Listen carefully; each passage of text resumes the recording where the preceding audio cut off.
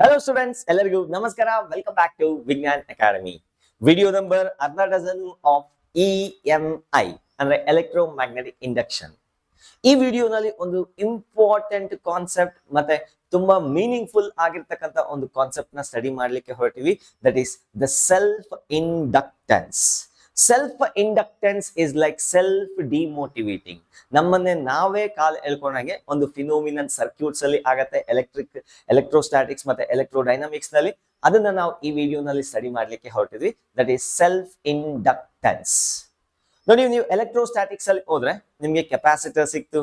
ಅದೇ electrodynamics current ಎಲೆಕ್ಟ್ರಿಸಿಟಿಯಲ್ಲಿ ಹೋದ್ರೆ resistance ಸಿಕ್ತು. ಅದೇ ರೀತಿ ಎಲೆಕ್ಟ್ರೋಮ್ಯಾಗ್ನೆಟಿಕ್ ಇಂಡಕ್ಷನ್ ಅಲ್ಲಿ ಇನ್ನೊಂದು ಟೈಪ್ ಆಫ್ ಡಿವೈಸ್ ಸಿಗುತ್ತೆ, ದಟ್ ಈಸ್ ಇಂಡಕ್ಟರ್. ಇಂಡಕ್ಟರ್ ಬಗ್ಗೆ ಮತ್ತೆ ನೀವು ಆಲ್ಟರ್ನೇಟಿಂಗ್ ಕರೆಂಟ್, ಈ ಮೂರನ್ನು ಸೇರಿಸಿ ಅದ್ರ ಬಗ್ಗೆ ಕಂಪ್ಲೀಟ್ ಆಗಿ ಡಿಸ್ಕಸ್ ಮಾಡ್ಲಿಕ್ಕೆ ಹೊರಟಿದೀವಿ ಆಲ್ಟರ್ನೇಟಿಂಗ್ ಕರೆಂಟ್ ಅಲ್ಲಿ. ಸೊ ಈಗ ಸದ್ಯಕ್ಕೆ ಇಂಡಕ್ಟರ್ ಅಂದ್ರೆ ಏನು, ಅಲ್ಲಿ ಏನೇನ್ ಫಿನೋಮಿನನ್ ಆಗತ್ತೆ, ಯಾಕೆ ಅದನ್ನ ಸೆಲ್ಫ್ ಹಾರ್ಮಿಂಗ್ ಡಿವೈಸ್ ಅಂತ ಕರೆದೆ ಅಂತ will come to know. Let's start our video. Myself Muniraju and ಇದು ನಿಮ್ಮ ವಿಜ್ಞಾನ್ academy.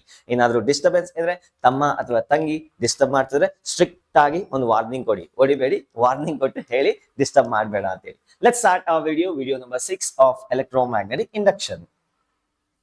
First of all let us try to understand. ಒಂದು ಕಾಯಿಲ್ ನ ತಗೊಂತೀನಿ, ಜಸ್ಟ್ ನಾವು ಒಂದು ಆಕ್ಟಿವಿಟಿ ಕಂಡಕ್ಟ್ ಮಾಡ್ತಿದೀವಿ ಅಂತ ಅನ್ಕೊಳ್ಳಿ. ಒಂದು ಕಾಯಿಲ್ ನ ಕನ್ಸಿಡರ್ ಮಾಡಿದ್ದೀನಿ, ಅಥವಾ ಒಂದು ಲೂಪ್ ನ ಕನ್ಸಿಡರ್ ಮಾಡಿದ್ದೀನಿ, ಮೆಟಾಲಿಕ್ ಲೂಪ್. ಅದರಲ್ಲಿ ಕರೆಂಟ್ ಐ ಇದೆ ಅಂತ ಅನ್ಕೊಳ್ಳೋಣ. ಬೇಸಿಕಲಿ ಕರೆಂಟ್ ಏನಿದೆ, ಐ ಇದೆ. ನಾವು you know that the current carrying loop produces a magnetic field. Magnetic field produce ಆಗತ್ತೆ. Suppose if I is constant with respect to time, constant with respect to time, I ಏನಾದ್ರೂ change ಆಗಿಲ್ಲ ಅಂದ್ರೆ ಈ video ನೋಡೋ ಅವಶ್ಯಕತೆ ಇಲ್ಲ, ಇಲ್ಲಿಗೆ ಬಂದ್ ಮಾಡಿ ಹೋಗ್ಬೋದು. ಅಂದ್ರೆ ಬಂದ್ ಮಾಡಿ ಅಂತ ಹೇಳ್ತಿಲ್ಲ. ಸಪೋಸ್ ಐ ಏನಾದ್ರೂ ಚೇಂಜ್ ಆದ್ರೆ, ಕರೆಂಟ್ ಐ ಅಂದ್ರೆ ನಾನ್ ಐ ಅಲ್ಲ, ಅಲ್ಲಿರೋ ಕರೆಂಟ್ ಏನಾದ್ರೂ ಚೇಂಜ್ ಆದ್ರೆ ಇಲ್ಲೊಂದು ಇಂಟ್ರೆಸ್ಟಿಂಗ್ ಫಿನೋಮಿನನ್ ಆಗತ್ತೆ. ಏನದು ಅಂತ ನೋಡೋಣ. ಈಗ ಅದಕ್ಕಿಂತ ಮೊದಲು ಇಲ್ಲೊಂದು ಟರ್ಮ್ ನ ಬರೀತೀನಿ. The magnetic field linked with the loop is directly proportional to current.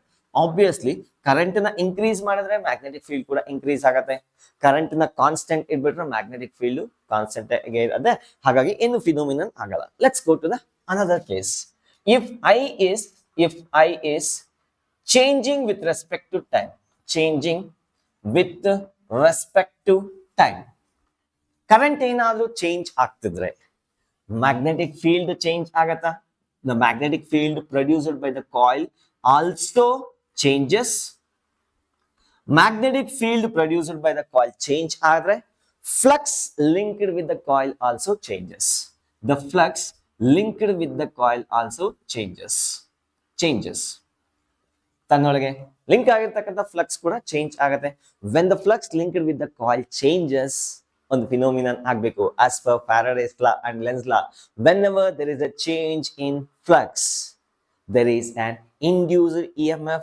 ಮತ್ತೆ ಆ ಲೂಪ್ ಏನಾದ್ರು ಕಂಪ್ಲೀಟ್ ಸರ್ಕ್ಯೂಟ್ ಆಗಿದೆ, there is a induced current in the circuit. I hope this is clear. ಅರ್ಥ ಆಗ್ತಿದೆ ಅಂತ ಅನ್ಕೊಳ್ತೀನಿ. When the flux changes, EMF, electromagnetic force, is induced and also induced current is produced. Induced current ಅಥವಾ ಈ ರೀತಿ ಬರೀತೀನಿ, I induced is produced. I induced. And I induced ಯಾವ ರೀತಿ ಇರ್ಬೇಕಪ್ಪ ಅಂದ್ರೆ, as per the lens law, it should be in opposing to the I value. Lens law ನೆನಪಿದ್ಯಾ? ಅರೆ lens law says that the direction of the EMF and hence the induced current should be in such a way that it always opposes the very cause of it. ಅದರ ಕತ್ರು ಯಾರಿರ್ತಾರೆ ಅವನ್ನೇ oppose ಮಾಡೋ ರೀತಿಯಲ್ಲಿ induced current ಬರುತ್ತೆ. ಅಂದ್ರೆ ಈ current constant ಇದ್ರೆ ಇದು ಸುತ್ತಿನೇ ಇರ್ಲಿಲ್ಲಪ್ಪ. whenever this current is changing, there is a induced current in the circuit. Induced. ನೋಡಿದ್ರಾ ಏನಾಗ್ತದೆ? It is opposing. Suicidal act ತರ ನಮ್ಮನ್ನ ನಾವೇ ಡಿಮೋಟಿವೇಟ್ ಮಾಡ್ಕೊಳ್ಳೋ ತರ it is happening like this. Current ಜಾಸ್ತಿ ಆದ್ರೆ ಅಪೋಸ್ ಮಾಡಕ್ಕೆ. ಅದೇ ನಾವು ಡೌನ್ ಅಲ್ಲಿ ಇದ್ರೆ ನಮ್ಮನ್ನ ನಾವೇ ಮೋಟಿವೇಟ್ ಮಾಡ್ಕೊಂತೀವಲ್ಲ, ನಮ್ಮನ್ನೇ ನಾವೇ ಮೋಟಿವೇಟ್ ಮಾಡ್ಕೊಂಡು ನಾವೇ ಮೇಲೆ ಬರ್ತೀವಲ್ಲ, ಅದು ನೆಕ್ಸ್ಟ್ ಕೇಸ್. ಸಪೋಸ್ ಈ ಐ ಏನಾದ್ರೂ ಕಮ್ಮಿ ಆಗ್ತಿತ್ತು ಅನ್ಕೊಳ್ಳಿ. ಇಫ್ ಐ ಇಸ್ ಡಿಕ್ರೀಸಿಂಗ್, ಈ ಐ ಇಂಡ್ಯೂಸ್ಡ್ ಏನಿರುತ್ತೆ, it increases with respect to time. Are you getting? So this is as per the Lenz law. Lenz law. ಈಗ ಎರಡು ಕೇಸ್ ನ ತಗೋತೀನಿ, ಇಲ್ಲಿ ಬರೀ ಕರೆಂಟ್ ನ ತಗೊಂಡಿದ್ದೀನಿ. ಸಪೋಸ್ ಒಂದು ಕಾಯಿಲ್ ನ ತಗೊಂಡು ಕರೆಂಟ್ ಇನ್ಕ್ರೀಸ್ ಆಗ್ತಿದ್ರೆ ಏನಾಗುತ್ತೆ, ಕರೆಂಟ್ ಡಿಕ್ರೀಸ್ ಆಗ್ತಿದ್ರೆ ಏನಾಗುತ್ತೆ, let us try to understand. ಒಂದು ಕಾಯಿಲ್ ನ ತಗೊಳ್ಳೋಣ. Let me consider a coil. Actually coil ಅಂದ್ರೆ ಏನಿಲ್ಲ, ಒಂದು ಇಂಡಕ್ಟರ್ ಅಂತ ಅನ್ಕೊಳ್ಳಿ. ಬಟ್ ಅದನ್ನ ನಾನು ಇಂಡಕ್ಟರ್ ಅಂತ ಕರೆಯಲ್ಲ. ಈಗ ಇಂಡಕ್ಟರ್ ಅಲ್ಲ, ಐ ಮೀನ್ ಒಂದು ಸೊಲೆನಾಯ್ಡ್ ತಗೊಳ್ಳಿ, ಬಟ್ ಸೊಲೆನಾಯ್ಡ್ ಅಂತ ಕರೆಯಲ್ಲ ನಾನು. ಈ ರೀತಿ ಒಂದು ಕಾಯಿಲ್ ನ ಓನ್ ಮಾಡಿದ್ದಾರೆ ಅಂತ ಅನ್ಕೊಳ್ಳಿ. Let us assume like this. It consist of capital N number of turns and radius of the each turn is R. Length of the solenoid is L and small n is the total number of turns divided by length. Number of turns per unit length. Suppose current I ಇದೆ flow ಆಗ್ತಾ ಇದೆ ಅಂತ ಅನ್ಕೊಳ್ಳೋಣ. Actually ಈ ರೀತಿ ಆದ್ರೂ ತಗೊಳ್ಳಿ, ಅಥವಾ ಒಂದು ಸರ್ಕ್ಯುಲರ್ ಫ್ರೇಮ್ ಮೇಲೆ ಈ ತರ ರೊಟೇಟ್ ಮಾಡಿ ವೈ ವೈ ವೈ ವೈ ವೈ ಅಂತ. ಸೇಮ್ ಅದನ್ನ ಒಂಚೂರು ಬಿಡಿಸಿ ಈ ರೀತಿ ಬರ್ದಿದ್ದೀನಿ. ನಾವು if the current is passed through the coil ಏನಾಗತ್ತೆ? ಅಫ್ಕೋರ್ಸ್ ಇದರಲ್ಲಿ ಎರಡು ಕೇಸ್ ಇದೆ. ಕೇಸ್ 1, ಇಫ್ I is increasing with respect to time, if I is decreasing with respect to time. Suppose case 1 ನಲ್ಲಿ, case 1, if I is increasing with respect to time, increasing with respect to time, with respect to time, I ಅನ್ನೋದು time ಜೊತೆಗೆ increase ಆದ್ರೆ ಏನಾಗುತ್ತೆ? Magnetic field increase ಆಗುತ್ತೆ. I increase ಆದ್ರೆ as a result magnetic field produced by the coil increases. Magnetic field produced by the coil increase ಆದ್ರೆ flux linked with the coil also increases. When the flux linked with the coil increases, there is a EMF, electromotive force produced, and if the circuit is closed, there is a current induced in the coil, and this current is opposing to the increasing current. Current ಏನಾದ್ರೂ increase ಆಗ್ತಾ ಇದ್ರೆ, I'll consider the same coil. ಈ current ಏನಾದ್ರೂ increase ಆಗ್ತಾ ಇದ್ರೆ, the induced current is in opposite direction such that it opposes the very cause of that one. So ತನ್ನನ್ನ create ಮಾಡಿರೋ ಕತ್ರುನೇ oppose ಮಾಡಕ್ಕೆ ಹೋಗ್ತಾ ಇದೆ. That is a case when current is increasing in the coil. Let us consider case 2. Case 2 ಏನ್ ಹೇಳತ್ತಪ್ಪ ಅಂದ್ರೆ, if I is decreasing with time, if current is decreasing with respect to time, decreasing with time, ಅದೇ coil ನ consider ಮಾಡ್ತೀನಿ. I'll consider the same coil. Current ಅದೇ direction ಇದೆ, ಅಂದ್ರೆ magnitude ಕಮ್ಮಿ ಆಗ್ತಾ ಇದೆ. I value is decreasing. The magnetic field also getting decrease. Magnetic field decrease ಆಗ್ತಿದ್ರೆ flux linked with the coil also decreases. Flux linked with the coil increase ಆದ್ರೆ, and there is a change in the EMF. There is a change in the flux linked with the coil. As a result, EMF induce ಆಗತ್ತೆ. Flux decreases. ಯಾಕೆ decrease ಆಯ್ತು? Magnetic field decrease ಆಯ್ತು, flux decrease ಆಯ್ತು. So as a result, EMF is induced, and as a result, the current is induced. ಈಗ ಏನಾಗುತ್ತೆ ನೋಡಿ, ಈ current ಕಮ್ಮಿ ಆಗ್ತಿರೋದ್ರಿಂದ the current induced should be supporting to that one. ಈಗ ಒಂದೇ ಡೈರೆಕ್ಷನ್ ಅಲ್ಲಿ ಎರಡೂ ಇರುತ್ತೆ. I induced, ಯಾಕಂದ್ರೆ ಅವನು ಕಷ್ಟದಲ್ಲಿದ್ದಾನೆ. ಇಲ್ಲಿ ಏನಾಗಿತ್ತು, ಸಿಕ್ಕಾಪಟ್ಟೆ ರಿಚ್ ಆಗಿದ್ದ, ಹಾಗಾಗಿ ಕಾಲ ಇತ್ತು. ಇಲ್ಲಿ ಕಷ್ಟದಲ್ಲಿದ್ದಾನೆ, ಹೆಲ್ಪ್ ಮಾಡ್ತದೆ. Self inductance. ಕ್ಲಿಯರ್? ಅರ್ಥ ಆಯ್ತಾ? ನೋಟ್ ಮಾಡ್ಕೊಳ್ಳಿ. Let's try to derive the equation for the self inductance and define it. ಅದನ್ನ ಡಿಫೈನ್ ಮಾಡೋಣ. ಇದನ್ನ ನೋಟ್ ಮಾಡ್ಕೊಳ್ಳಿ, ನಾನು ಮುಂದೆ ಹೋಗ್ತಿದ್ದೀನಿ. ಪಕ್ಕ? Sure? Done. Okay, let us consider a coil. ಒಂದು ಕಾಯಿಲ್ ನ ಕನ್ಸಿಡರ್ ಮಾಡ್ತೀನಿ. ಸೇಮ್ ಆಗ್ಲೇ ಕನ್ಸಿಡರ್ ಮಾಡಿದ್ನಲ್ಲ, ಅರೆ it is like a solenoid. Solenoid ನೇ ನಾನು ಇಲ್ಲಿ ಕನ್ಸಿಡರ್ ಮಾಡ್ತಾ ಇದ್ದೀನಿ. ಬಟ್ ಈಗ ಅದನ್ನ ಸೊಲೆನಾಯ್ಡ್ ಅಂತ ನಾಮಕರಣ ಮಾಡಲ್ಲ, ಬೇರೆ ಏನೋ ಒಂದು ಕರಿತೀನಿ. ಅದನ್ನ ಕಾಯಿಲ್ ಅಂತ ಕರಿತೀನಿ. ಅದ್ಯಾಕೆ ಸರ್ ಹಂಗೆ? ನೋಡ್ತಾ ಇರಿ ಹಾಗೆ. ಆಕ್ಚುಲಿ ಸೊಲೆನಾಯ್ಡ್ ಇದ್ರ ಬಗ್ಗೆ ಸ್ಟಡಿ ಮಾಡುವಾಗ ಅದನ್ನ ಇಂಡಕ್ಟರ್ ಅಂತ ಕರಿಬೇಕಾಗತ್ತೆ. ಫಿನೋಮಿನನ್ ಸೇಮ್ ಆಗೋದು. Let me consider a coil. Of n turns and radius of each turn is capital R and length of the coil is L. Infinite long solenoid atara assume ಮಾಡ್ಕೊಳ್ಳಿ ಬೇಕಾದ್ರೆ. And another term, let us define small n, that is equals to capital N divided by L, that is number of turns per unit length.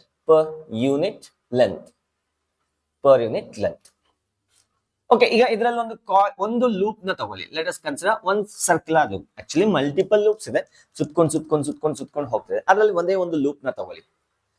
ಈಗ ಈ loop ಒಳಗಡೆ magnetic field lines pass ಆಗ್ತಾ ಇರತ್ತ. When there is a magnetic field there is a flux linked with the coil. ಹಾಗಾದ್ರೆ ಈ ಒಂದು loop ನಲ್ಲಿ magnetic flux ಅನ್ನೋದು ಯಾವ್ದ್ರ ಮೇಲೆ ಡಿಪೆಂಡ್ ಆಗಿರುತ್ತೆ? Let me call that as a flux. That is flux linked with the with the loop is 5. ಒಂದು loop ನಲ್ಲಿ ಎಷ್ಟು ಫ್ಲಕ್ಸ್ ಲಿಂಕ್ ಆಗಿದೆ ಅಂತ ಎಷ್ಟಿದೆ? n ನಂಬರ್ ಆಫ್ ಲೂಪ್ಸ್ ಇದೆ. therefore the total flux linked with the coil, the flux linked with the coil is given by capital N into 5. Total number of turns into the flux linked with the coil. Are you getting what I am saying? ಅರ್ಥ ಆಗ್ತಿದೆಯಾ ಏನು ಹೇಳ್ತಿದ್ದೀನಿ? Total number of coils into flux linked with the coil, N5 ಈ ರೀತಿ ಬರ್ಕೊಂತೀನಿ. And of course the total flux is equals to N into 5. ಅದು ಯಾವ್ದ್ರ ಮೇಲೆ depend ಆಗಿರುತ್ತೆ? The total flux linked with the coil is directly proportional to the current in the conductor. ಯಾಕೆ ಅಂದ್ರೆ ಈ conductor, ಈ ಕಾಯಿಲ್ ನಲ್ಲಿ ಕರೆಂಟ್ ಏನಿದೆ ಅದ್ರ ಮೇಲೆ ಡಿಪೆಂಡ್ ಆಗಿರುತ್ತೆ. ಕರೆಂಟ್ ಜಾಸ್ತಿ ಮಾಡಿದ್ರೆ ಫ್ಲಕ್ಸ್ ಜಾಸ್ತಿ ಆಗುತ್ತೆ, ಆಬ್ವಿಯಸ್ಲಿ ತಾನೆ. ಸೊ ಈಗ total flux linked with the coil depends on the conductor. I'll introduce a constant in this case. Phi t is equals to L into I. The total flux linked with the coil is equals to L times I, and that L is called as coefficient of self inductance. Coefficient of self inductance. ಇದು ನೋಡೋದಕ್ಕೆ ಯಾವ ರೀತಿ ಇದೆಯಪ್ಪ ಅಂದ್ರೆ, L is equals to, of course, right? I'll write the equation for L. L is equals to phi t divided by I. The total flux linked with the coil depends on N into phi divided by I. ಇದು ನೋಡೋದಕ್ಕೆ ಯಾವ ರೀತಿ ಇದೆಯಪ್ಪ ಅಂದ್ರೆ, it looks like L is directly proportional to number of turns and inversely proportional to the current passing. Is it true? ಯೋಚನೆ ಮಾಡಿ ಒಂದ್ಸತಿ ನಾನು ಏನ್ ಹೇಳ್ತಿದ್ದೀನಿ ಅಂದ್ರೆ, L is equals to phi t divided by I. Does L depends on the phi? Does L depends on phi? Question mark. Answer is no. Does L depends on I? The L depends on I. The answer is for both the questions no. It is like density. Density is equals to mass by volume. Density ಅನ್ನೋದು mass ಮೇಲೆ depend ಆಗತ್ತಾ? ಇಲ್ಲ. It is a characteristics of a material. ಅದೇ ರೀತಿ ಇಲ್ಲೂ ಅಷ್ಟೇ, for a coil it does not depend on the current. The coefficient of self inductance does not depend on the current, does not depend on the flux linked with the coil, but it is a constant. It is a constant for a given coil. Depends on shape, size and geometry of coil. ಇದು ನಾನು prove ಮಾಡ್ಲಿಕ್ಕೆ ಹೊರಟಿದ್ದೀನಿ. ಯಾವ್ಯಾವ factors ಮೇಲೆ depend ಆಗದೆ, ಯಾವ್ಯಾವ factor ಮೇಲೆ depend ಆಗಲ್ಲ ಅಂತ ನಿಮ್ಗೆ ಆಲ್ರೆಡಿ ಗೊತ್ತಾಗಿದೆ. It does not depend on the current. It's ಒಂದು ಕಾಯಿಲ್ ರೆಡಿ ಆದ್ಮೇಲೆ, ಅರೆ ಒಂದು ಕಾಯಿಲ್ ನಾನು ಕಂಪನಿಗೆ ಹೋಗಿ ರೆಡಿ ಮಾಡಿಸ್ಕೊಂಡ್ ಬಂದೆ, ಅದ್ರ ಮೇಲೆ ಒಂದು ಸೀಲ್ ಟಪ್ ಅಂತ ಹಾಕ್ಬೇಕು, ನಾನು ಚೆಕ್ ಮಾಡೋ ಅಷ್ಟೇ ಇಲ್ಲ. So nature has decided it's value, L value. ಅರ್ಥ ಆಗ್ತಿದ್ಯಾ? It's by default. ನಾವೇನು ಕರೆಂಟ್ ಜಾಸ್ತಿ ಮಾಡಿದ ತಕ್ಷಣ ಅದರಲ್ಲಿರ್ತಕ್ಕಂಥ ಇಂಡಕ್ಟೆನ್ಸ್ ವ್ಯಾಲ್ಯೂ ಜಾಸ್ತಿ ಆಗಲ್ಲ. It's default characteristic. ಅಂದ್ರೆ ರೆಸಿಸ್ಟೆನ್ಸ್ ಹೇಗಪ್ಪ? ರೆಸಿಸ್ಟೆನ್ಸ್ ಅನ್ನೋದು ಕರೆಂಟ್ ಜಾಸ್ತಿ ಆದ್ರೆ ರೆಸಿಸ್ಟೆನ್ಸ್ ಜಾಸ್ತಿ ಆಗತ್ತಾ? ಇಲ್ಲ. It is A nature of a given material. Depends on the nature of the given material. ಅದೇ ರೀತಿ inductance, coefficient of self inductance ಕೂಡ it depends on the what coil we are talking. Current ಮೇಲೆ depend ಆಗಲ್ಲ. ಇಷ್ಟನ್ನ note ಮಾಡ್ಕೊಳ್ಳಿ. Let's try to understand more on this one. Then ಪಕ್ಕಾ sure ನಾನು erase ಮಾಡ್ಲಿಕ್ಕೆ ಹೊರಟಿದ್ದೀನಿ. Let us try to define a self-inductance of a coil. Self-inductance. So let me consider a coil. Agli consider madidnalla ade coil ne consider ಮಾಡ್ತೀನಿ. Whenever there is a change in the current change ಆಗ್ತಿರ್ಬೇಕಾದ್ರೆ magnetic field change ಆಗುತ್ತೆ. Magnetic field change ಆದ್ರೆ magnetic flux linked with the coil change ಆಗುತ್ತೆ. ಯಾವಾಗ magnetic flux linked with the coil change ಆಗತ್ತೋ there is a EMF produce. ಅದನ್ನ ನಾನು ಈಗ back EMF ಅಂತ ಕರಿತೀನಿ. ಯಾಕಂದ್ರೆ it is always opposing to the very cause of it. When the EMF induce ಯಾವಾಗ when current is changing, when I is changing in the coil, a back EMF is induced in the coil, induced or EMF induced equation ನೆನಪಿದೆಯಾ last videos ನಲ್ಲಿ discuss ಮಾಡಿದ್ವಿ. that is E is equals to minus of d phi by dt. Minus is according to Lenz's law and d phi by dt is according to Faraday's law. The rate of change of flux with respect to time is equal to EMF, and minus sign ಯಾಕೆ ಬರ್ತದೆ, it will oppose the very cause of it one. Oppose ಮಾಡೋ ತರ ಅದರ direction ಇರುತ್ತೆ. that is according to Lenz's law. What is this phi? That is a total flux linked with the coil. Phi ಅನ್ನೋದು total flux linked with the coil. I will rewrite this as E is equals to minus of d by dt of ಆಗಲೇ ಒಂದು equation ಬರ್ದಿದೆ ನೆನಪಿದೆಯಾ, the total flux linked with the coil is equal to L into I, where L is a coefficient of self inductance. coefficient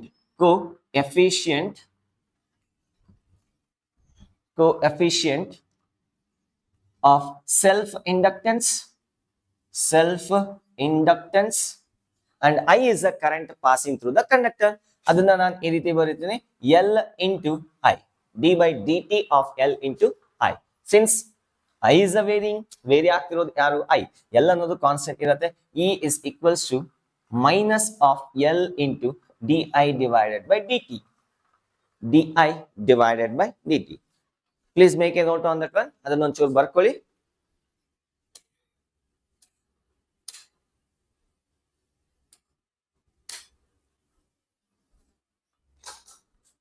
I think voltage drop ಆಗ್ತಿದೆ. It's okay. Try to adjust. The back EMF is equals to minus of L into di by dt. So let me write the equation for the L. L is equals to minus of E divided by di by dt. So minus ignore ಮಾಡ್ಕೊಂಡ್ರೆ, just ignoring the sign, that is equals to L is equals to magnitude of E divided by di whole divided by dt. di by dt ಅಂದ್ರೆ ಏನು ಇಲ್ಲ, the rate of change of current. L is equals to E divided by di by dt. ಅಂದ್ರೆ ಇಲ್ಲೊಂದು coil ಇತ್ತಲ್ಲ, coil ನಲ್ಲಿ current ಏನಾದ್ರೂ change ಆಗ್ತಿದ್ರೆ, if the current small I use ಮಾಡ್ತೀನಿ, small I ಏನಾದ್ರೂ ಚೇಂಜ್ ಆಗ್ತಿದ್ರೆ ಇಲ್ಲೊಂದು EMF ಇಂಡ್ಯೂಸ್ ಆಗುತ್ತೆ. ಆ EMF ಹೆಂಗಿರುತ್ತೆ, ಇದಕ್ಕೆ ಅಪೋಸ್ ಮಾಡೋ ತರ ಇರುತ್ತೆ. ಅಪೋಸ್ ಅಂದ ತಕ್ಷಣ ಅಪೋಸಿಟ್ ಡೈರೆಕ್ಷನ್ ಅಂತ ಹೇಳಿಲ್ಲ. ಇದೇನಾದ್ರೂ ಕರೆಂಟ್ ಇನ್ಕ್ರೀಸ್ ಆಗೋ ತರ ಇದ್ರೆ ಅಪೋಸಿಟ್ ಡೈರೆಕ್ಷನ್ ಅಲ್ಲಿ ಬರುತ್ತೆ. ಈ ಕರೆಂಟ್ ಏನಾದ್ರೂ ಡಿಕ್ರೀಸ್ ಆಗೋಂಗಿದ್ರೆ ಸೇಮ್ ಡೈರೆಕ್ಷನ್ ಅಲ್ಲೇ ಬರುತ್ತೆ. It is opposing the cos of it. ಅಂದ್ರೆ ನಾನು ಹೀಗೆ ಹೇಳ್ತಿಲ್ಲ, ರೈಟ್ ಸೈಡ್ ಗೆ ಮೈನ್ ಕರೆಂಟ್ ಇದ್ರೆ ಆಲ್ವೇಸ್ ಆಪೋಸಿಟ್ ಡೈರೆಕ್ಷನ್ ಅಲ್ಲೇ ಇರುತ್ತೆ ಅಂತ ನಾ ಹೇಳ್ತಿಲ್ಲ. Please don't misunderstand. Original current ಏನಾದ್ರೂ ಇನ್ಕ್ರೀಸ್ ಆಗ್ತಿದ್ರೆ ಇವನು ಆಪೋಸಿಟ್ ಡೈರೆಕ್ಷನ್ ಫ್ಲೋ ಆಗ್ತಾನೆ.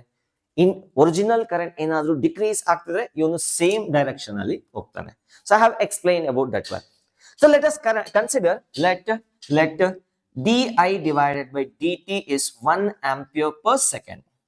ಅರೆ ಕರೆಂಟ್ 1 ಸೆಕೆಂಡ್ ಗೆ 1 ಆಂಪಿಯರ್ ಅಷ್ಟು ಚೇಂಜ್ ಆಗ್ತಾ ಇದೆ. then if di by dt is 1 ampere, L is equals to EMF induced in the coil, to be specifically minus EMF.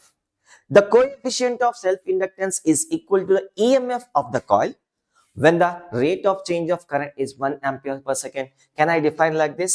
The coefficient of self-inductance is defined as, it is mathematically EMF induced in the coil. Actually back EMF ಅಂತ ಕರಿಬೇಕು. ಯಾಕೆ ಅಂತ ಗೊತ್ತಾಯ್ತಲ್ಲ, back EMF induced in the coil when the rate of change of current in the coil is equals to 1 ampere per second. 1 ampere per second. ಆಯ್ತಾ, ಇದನ್ನ note ಮಾಡ್ಕೊಳ್ಳಿ. So let's have some discussion on L value. L value ಗೆ ಒಂಚೂರು discussion ಮಾಡೋಣ. Done? Aita? Pakka? Show?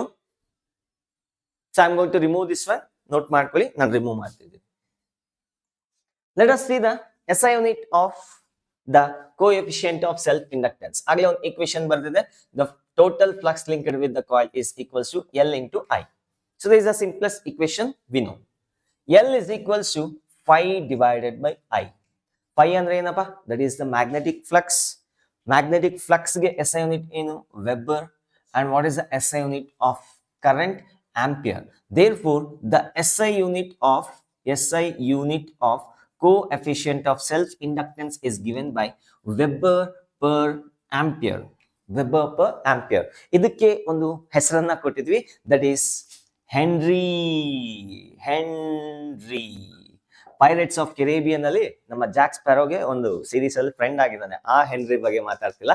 The founder, ಯಾರು discover ಮಾಡಿದ್ದು ಈ ಫಿನೋಮಿನನ್ನ? One of the two fellows, Faraday ಮತ್ತೆ ಹೆನ್ರಿ, ಅವರಿಬ್ರು ಜುಗಲ್ಬಂದಿ ಅಲ್ಲ, ಅಂದ್ರೆ ಸಪರೇಟ್ ಆಗಿ ಫೈಂಡ್ ಔಟ್ ಮಾಡಿದ್ರು. Henry beginning of the chapter ಅಲ್ಲಿ ಹೇಳಿದ್ನಲ್ಲ. So in the honour of his name, the SI unit of coefficient of self inductance is given as Henry. The symbol is capital H. H Z ಅಂದ್ರೆ hertz frequency ಗೆ ಬರೀ capital H ಅಂದ್ರೆ it is Henry. Weber per ampere is nothing but 1 Henry. Clear? All clear? Shall we go to the problems?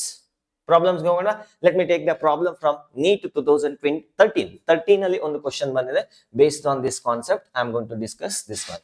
Self inductance, coefficient of self inductance ಮೇಲೆ 2013 question from NEET 2013. A current of 2.5 ampere flows through a coil. Flows through a coil of inductance 5 Henry. The magnetic flux linked with the coil. ತುಂಬಾ simple ಆಗಿದೆ. Just name ಸೆಗ್ಗೆ ತಗೊಂಡಿರೋ question ಇದು. Please try by your self. ಯೋಚನೆ ಮಾಡಿ ಒಂಚೂರು. The magnetic flux linked with the coil. ಯಾವ relation use ಮಾಡೋಣ? Phi is equals to L into I. The total flux linked with the coil is equals to inductance times current induced. Flux linked with the coil is equals to inductance ಎಷ್ಟು ಕೊಟ್ಟಿದ್ದಾರೆ? 5 Henry ಕೊಟ್ಟಿದ್ದಾರೆ, and this is 2.5. What you get is 12.5 Weber. 12.5 Weber ಅಥವಾ weber ಬದಲು Tesla per metre square ಹಾಗಾದ್ರೂ ಕೊಟ್ಟಿರಬಹುದು. ಅರೆ magnetic field per unit area, ಅದನ್ನೇ ನಾವು weber ಅಂತ ಕಲ್ತಿದ್ವಿ. ನೆನಪಿದ್ಯಾ? ಮತ್ತೆರಡು ಎಲ್ಲಾದ್ರೂ ಬಂದ್ಬಿಟ್ಟಿವಿ. ಆರ್ ದಿಸ್ ಒನ್ ಆಪ್ಷನ್ಸ್ ಅಲ್ಲಿ ಯಾವ್ದಿತ್ತೋ ಗೊತ್ತಿರ್ಲಿಲ್ಲ. ಐ ಥಿಂಕ್ 12.5 ವೆಬರ್ ಕೊಟ್ಟಿರ್ತಾರೆ. So let's take another question. ತುಂಬಾ ಫಾಲ್ತು ಕ್ವಶನ್ ಆಗೋಯ್ತು. ಇನ್ನೊಂದ್ ಚೂರು ಅದು ಫಾಲ್ತು ಕ್ವಶನ್ ಇದೆ ಅಫ್ಕೋರ್ಸ್, ಬಟ್ ಸಾಲ್ವ್ ಮಾಡೋದು ಕಲಿಬೇಕಲ್ಲ, ಹಾಗಾಗಿ ತಗೊಂತಾ ಇದ್ದೀನಿ question. Let me take another question. Consider a coil like this. Coil ಈ ತರ ಒಂದು ಕಾಯಿಲ್ ನ ಕನ್ಸಿಡರ್ ಮಾಡೋಣ. such that this end is named as P, this end is named as Q. The current in the coil is increasing at the rate of di divided by dt is plus 4 ampere per second. ಅಂದ್ರೆ current ಅನ್ನೋದು increase ಆಗ್ತಾ ಇದೆ. The current is being increased in the given coil, and also they have given the inductance is 2 Henry. The coefficient of self inductance is 2 Henry. The question is find Vp minus Vq.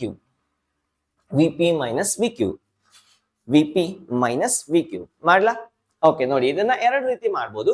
Basically ಇಲ್ಲಿ ಏನಪ್ಪಾ ಅಂದ್ರೆ, what is happening here is current flow ಆಗ್ತಿರೋದ್ರಿಂದ EMF induce ಆಗತ್ತೆ, and that will be opposing to this one. ನೋಡಿ, ಇವನು growth ಆಗ್ತಾ ಇದ್ರೆ ಇದ್ರ opposite direction ಅಲ್ಲಿ ಒಂದು EMF ಇಂಡ್ಯೂಸ್ ಆಗತ್ತೆ. ಎಷ್ಟು ಇಂಡ್ಯೂಸ್ ಆಗತ್ತೆ?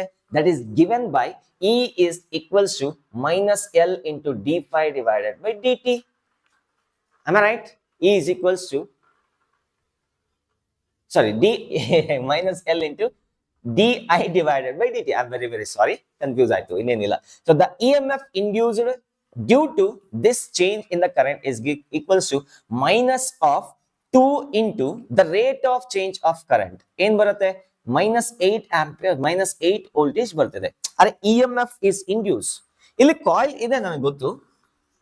ಆ ಕಾಯಿಲ್ ಏನ್ ಮಾಡ್ತಿದ್ಯಪ್ಪ ಅಂದ್ರೆ ಒಂದು ರಿವರ್ಸ್ ಬ್ಯಾಟರಿ ತರ ಬಿಹೇವ್ ಮಾಡ್ತದೆ. ನನ್ನೊಳಗೆ ಮಾಯೆಯೊಳಗೆ ನಾನು, ಇಂಡಕ್ಟರ್ ಒಳಗೆ ಒಂದು ರಿವರ್ಸ್ ಸೆಲ್, ರಿವರ್ಸ್ ಒಳಗೆ ಒಂದು ರಿವರ್ಸ್ ಸೆಲ್ ಒಳಗೆ ಒಂದು ಇಂಡಕ್ಟರ್ ಗೊತ್ತಿಲ್ಲ. ಬಟ್ ಈ ಇಂಡಕ್ಟರ್ ಒಳಗಡೆ ಒಂದು ಇನ್ವಿಸಿಬಲ್ ಎಂತದು ಇನ್ವಿಸಿಬಲ್ ಸೆಲ್ ಕ್ರಿಯೇಟ್ ಆಗ್ತದೆ. ಅದೇನ್ ಮಾಡ್ತದೆ, ಇವನು ಇನ್ಕ್ರೀಸ್ ಆಗ್ತಿರೋದ್ರಿಂದ ಕರೆಂಟ್, ಅರೆ ಕರೆಂಟ್ ಅನ್ನೋದು ಇನ್ಕ್ರೀಸ್ ಆಗ್ತಾ ಇದೆ. ಕರೆಂಟ್ ಇನ್ಕ್ರೀಸ್ ಆಗ್ತಿರೋದ್ರಿಂದ ಅದನ್ನ ಆಪೋಸ್ ಮಾಡೋ ತರ ಒಂದು ಸೆಲ್, ವರ್ಚುವಲ್ ಸೆಲ್ ಕ್ರಿಯೇಟ್ ಆಗ್ತದೆ. ಅದರ ಪೊಟೆನ್ಶಿಯಲ್ ಡಿಫರೆನ್ಸ್ EMF ಎಷ್ಟಿದೆ 8 ವೋಲ್ಟ್ಸ್ ಇದೆ. ಹಾಗಾದ್ರೆ ಹೇಳ್ತೀರಾ ಯಾವ terminal higher potential? Obviously P is at higher potential, Q is at lower potential. So therefore VP minus VQ is equals to 8 volts. ಅವ್ರು ಏನಾದ್ರು VQ minus VP ಕೇಳಿದ್ರೆ ಏನ್ ಬರ್ತಿತ್ತು?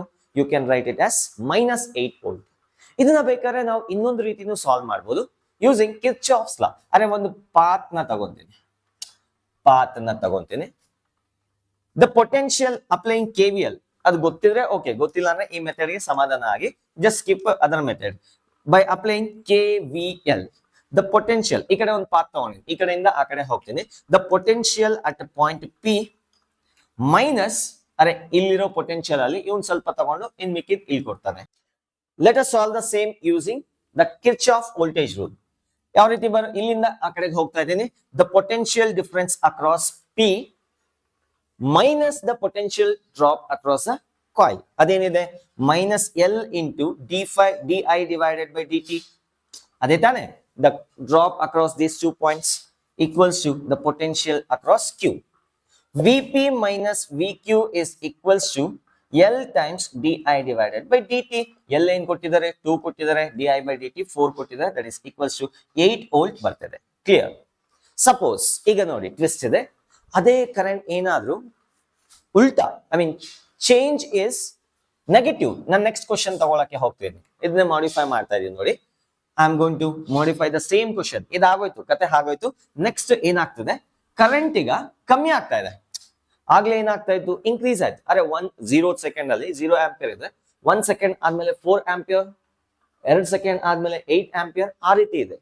ಈಗ ಏನಾಗ್ತಾ ಇದೆ, 40 ಇರೋದು ಇನಿಷಿಯಲಿ 36 ಆಗತ್ತೆ, 32 ಆಗತ್ತೆ, 28, 24 ಈ ರೀತಿ ಆಗ್ತಾ ಇದೆ. ಅಂದ್ರೆ ಇದೇನಾಗ್ತದೆ, ಮೈನಸ್ ಆಗ್ತಾ ಇದೆ. This is minus. Now let me consider the, ಬೇಕಾದ್ರೆ ಸೈನ್ ಕೂಡ ಕನ್ಸಿಡರ್ ಮಾಡ್ಕೋಬಹುದು if you wish. The EMF induced in the coil. Current ಅನ್ನೋದು ಕಮ್ಮಿ ಆಗ್ತಾ ಇದೆ, ಫ್ರೆಂಡ್ ಕಷ್ಟದಲ್ಲಿ ಇದ್ದಾನೆ. ಹಾಗಾದ್ರೆ EMF ಏನ್ ಮಾಡುತ್ತೆ, ಹೆಲ್ಪ್ ಮಾಡದೆ ಅದೇ ಡೈರೆಕ್ಷನ್ ಅಲ್ಲಿ ಇಂಡ್ಯೂಸ್ಡ್ EMF ಕ್ರಿಯೇಟ್ ಮಾಡುತ್ತೆ. You can write this as minus of 2 times di divided by dt. ಏನಿದೆ -4 ಇದೆ, that is equals to 8 volts ಇದೆ. The EMF induced in this portion is 8 volt and to be specifically +8.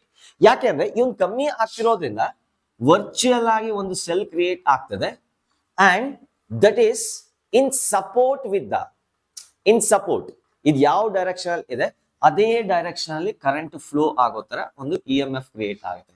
ನಾವು I induced is in support of original current. I hope this is clear. ಬೇಕಾದ್ರೆ ಇದನ್ನು ನೀವು KVL ನ use ಮಾಡಿ solve ಮಾಡ್ಕೋಬಹುದು, ಬೇಕಾದ್ರೆ try ಮಾಡಿ.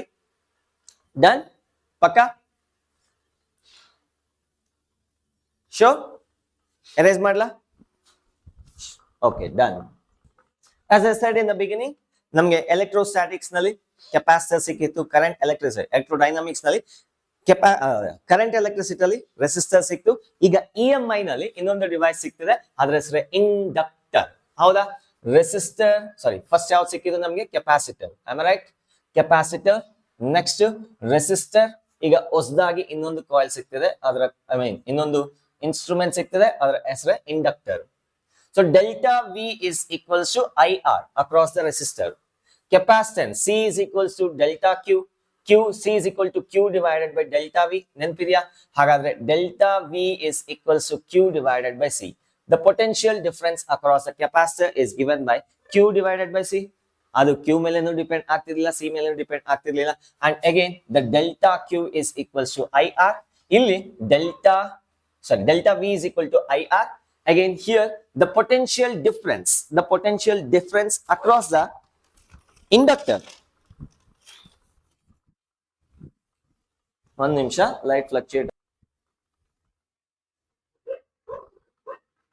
The potential difference across the inductor is minus L di divided by dt. It depends on rate of change of the current in the coil.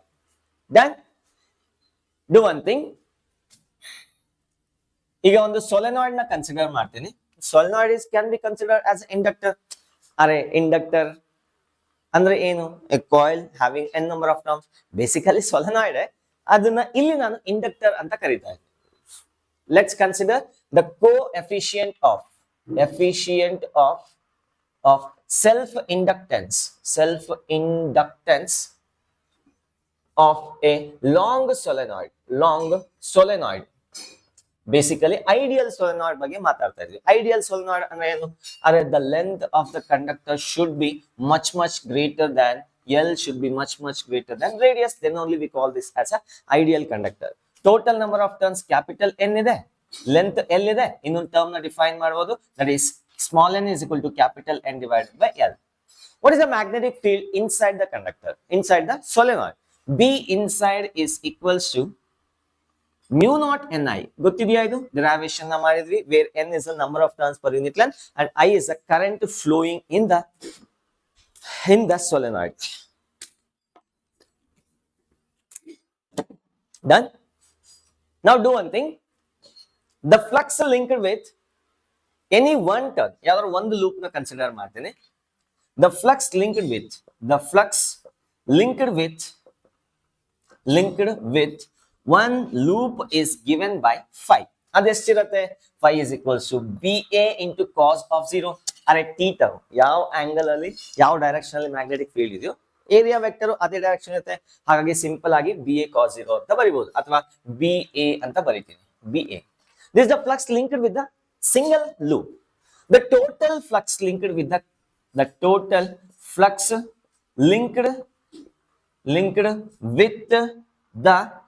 solenoid is given by n times phi. ಇದನ್ನ ನಾನು phi t ಅಂತ ಕರೀತೀನಿ. Phi t is equals to total n into b into a. ಅರೆ phi ಅಂದ್ರೆ b into a ನ, b ಅಂದ್ರೆ ಏನು? mu naught into ni.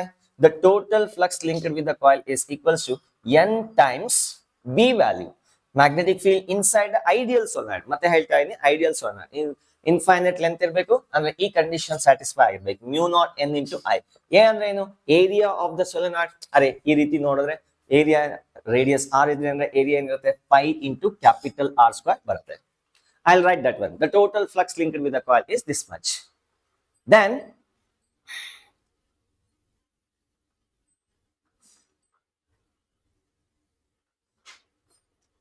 the total flux linked with the coil can be written as, ಆಗಲೇ ಒಂದು equation ಬರ್ದಿದೆ ನೆನಪಿದ್ಯಾ? The total flux linked with the coil is equals to self inductance into I.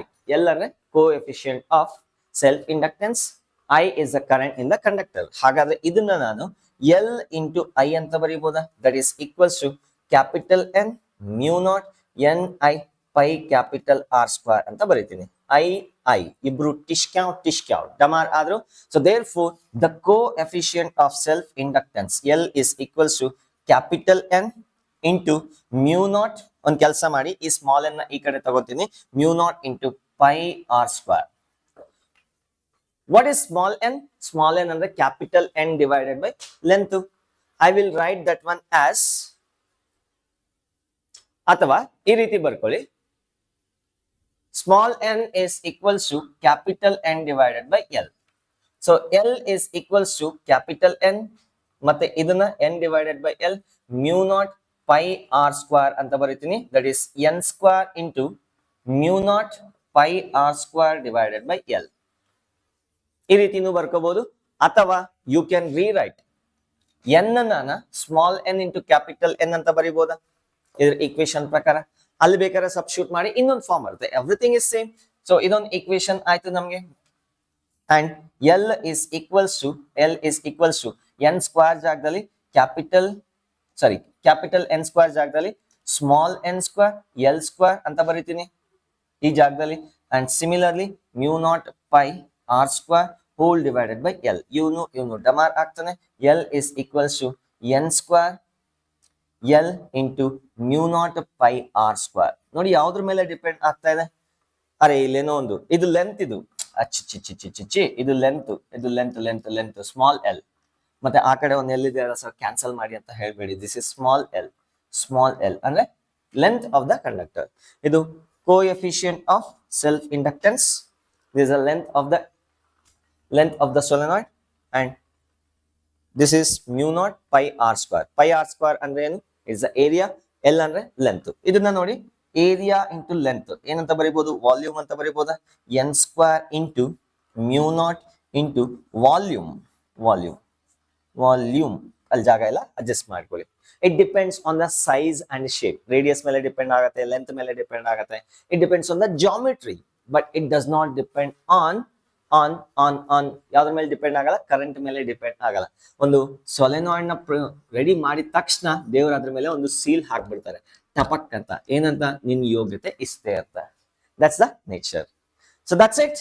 ಮುಂದಿನ ವಿಡಿಯೋನಲ್ಲಿ we will bring mutual inductance. ಸಿಕ್ಕಾಪಟ್ಟೆ ಓದ್ತಾರಿ. All the very best. ಜೈ ಹಿಂದ್, ಜೈ ಕರ್ನಾಟಕ. ಟಾಟಾ.